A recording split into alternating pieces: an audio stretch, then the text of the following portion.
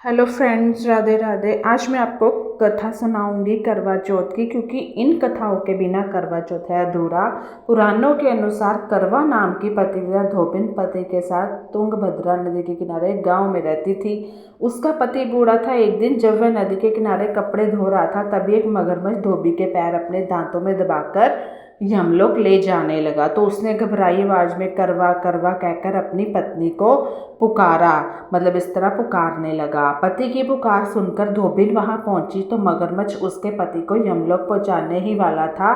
तब करवा ने मगर को कच्चे धागे से बांध दिया और मगरमच्छ को लेकर यमराज के द्वार पहुंची। करवा ने यमराज से अपने पति की रक्षा करने की गुहार लगाई और बोली, हे भगवान, मगरमच्छ ने मेरे पति के पैर पकड़ लिए। अगर मगरमच्छ को इस अपराध के दंड स्वरूप नरक भेज दें।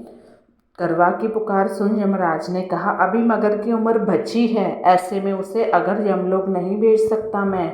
इस पर करवा ने कहा, अगर अपने मेरे पति को बचाने में सहायता नहीं की तो मैं आपको श्राप देकर नष्ट कर दूंगी। तो करवा का साहस देख यमराज डर गए और मगर को यमपुरी भेज दिया। करवा के पति को दीर्घायु होने का वरदान दिया। मान्यता है कि तब से कार्तिक कृष्ण की चतुर्थी को करवा चौथ व्रत का प्रचलन आया हुआ है। यानी कि तब से करवा चौथ का व्रत हर को स्त्री अपने पति की लंबी आयु, अच्छे स्वास्थ्य के लिए, घर में सुख शांति के लिए करवा चौथ का व्रत रखती है। तो जो लेडीज़ पहली बार रख रही हैं, उस पर मेरी कल वीडियो बनी हुई है, देख लीजिएगा। दूसरी एक कथा है, एक अन्य कथा है। एक साहूकार के 7 बेटे और एक बेटी थी। कार्तिक मास के कृष्ण पक्ष की चतुर्थी तिथि को सेठानी सहित उसकी 7 बहुएं और उसकी बेटी ने करवा चौथ का व्रत रखा। रात के समय जब साहूकार के सभी लड़के भोजन करने बैठे तो उन्होंने बहन से भी भोजन कर लेने को कहा। इस पर बहन ने कहा, भाई अभी चांद नहीं निकला है, चांद के निकलने पर उसे अर्घ देकर ही मैं आज भोजन करूंगी। वो अपने भाइयों की बहुत ही लाडली थी। तो फिर क्या था, साहूकार के बेटे अपनी बहन से बहुत प्रेम भी करते थे। उन्हें अपने बहन का भूख से व्याकुल चेहरा देख बहुत दुख हुआ। साहूकार के बेटे नगर के बाहर चले गए और वहाँ एक पेड़ पर चढ़कर आग जला दी।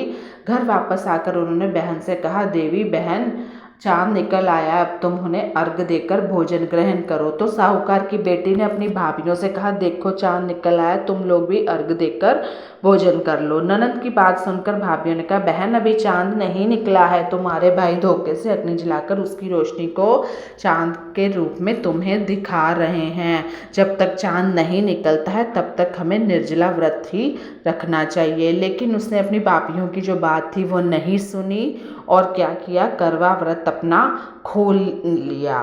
साहूकार की बेटी अपनी भाभियों की बात को अनसुना कर देती है तो भाइयों द्वारा दिखाए गए चांद को अर्घ देकर भोजन कर लेती है। तो इस प्रकार करवा चौथ का व्रत भंग करने के कारण विघ्नहर्ता भगवान श्री गणेश साहूकार की लड़की से नाराज हो जाते हैं और गणेश जी अप्रसन्नता के कारण उस लड़की का पति बीमार पड़ जाता है और घर में बचा हुआ सारा धन उसकी बीमारी में लग जाता है, क्योंकि उसने पूरी तरह नियमों से व्रत नहीं किया। साहूकार की लड़की को जब अपने किए हुए दोषों का पता लगता है तो उसे पश्चाताप होता है कि उसने गणेश जी से क्षमा प्रार्थना करती है। विधि विधान पूर्वक चतुर्थी का व्रत शुरू करती है। अगले साल से उसने उपस्थित सभी लोगों का श्रद्धानुसार आदर किया और आशीर्वाद ग्रहण किया। इस प्रकार से लड़की की श्रद्धा भक्ति को देख गणपति प्रसन्न हुए और उसके पति को जीवन दान दिया। उसे सभी तरह के कष्टों से मुक्त कर धन संपत्ति और वैभव का आशीर्वाद दिया।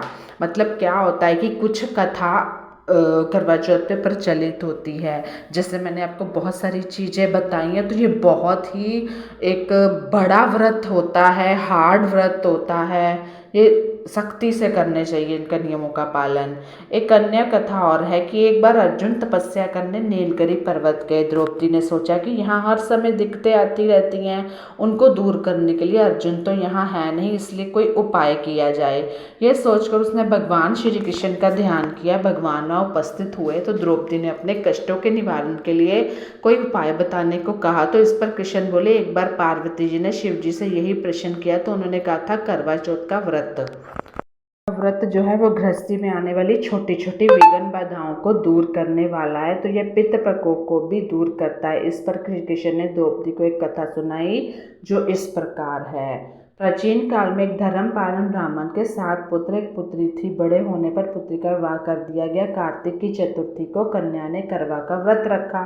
7 भाइयों की लाडली बहन को चंद्रोदय से पहले भूख सताने लगी। उसका फूल सा चेहरा मुरझा गया तो भाइयों के लिए बहन की यह वेदना असहनीय थी। अतः वे कुछ उपाय सोचने लगे। वही जो मैंने अभी सुनाई है, उन्होंने बहन से चंद्रोदय से पहले ही भोजन करने को कहा, पर बहन ना मानी। तब भाइयों ने स्नेहवश पीपल के वृक्ष की आड़ में प्रकाश करके कहा, देखो चंद्रोदय हो गया है, उठो अर्घ देकर भोजन करो। बहन उठी और चंद्रमा को अर्घ देकर भोजन करने लगी। भोजन करते ही उसका पति मर गया। वह रोने चिल्लाने लगी। देवयोग से इंद्राणी देवदासियों के साथ वहाँ से जा रही थी। रोने की आवाज़ सुन के वह गई और रोने का कारण पूछा कि तुम क्यों रो रही हो। तो ब्राह्मण कन्या ने सब हाल कह सुनाया। तब इंद्राणी ने कहा, तुमने करवा चौथ के व्रत में चंद्रोदय से पूर्व अन्न जल कर लिया, इसी से तुम्हारे पति की मृत्यु हुई है। अब यदि तुम मूत पति की सेवा करती रहोगी 12 महीने तक, प्रत्येक करवा चौथ को यथाविधि व्रत करो। फिर करवा चौथ को विधिवत गौरी, शिव, गणेश, कार्तिकेय सहित चंद्रमा का पूजन करो। चंद्रोदय के बाद अर्घ देकर अन्न जल ग्रहण करो तो तुम्हारे पति अवश्य जीवित हो उठेंगे। तो ये तो कथा थी। इन कथाओं के बिना करवा चौथ अधूरा है, तो ज़रूर पढ़िएगा।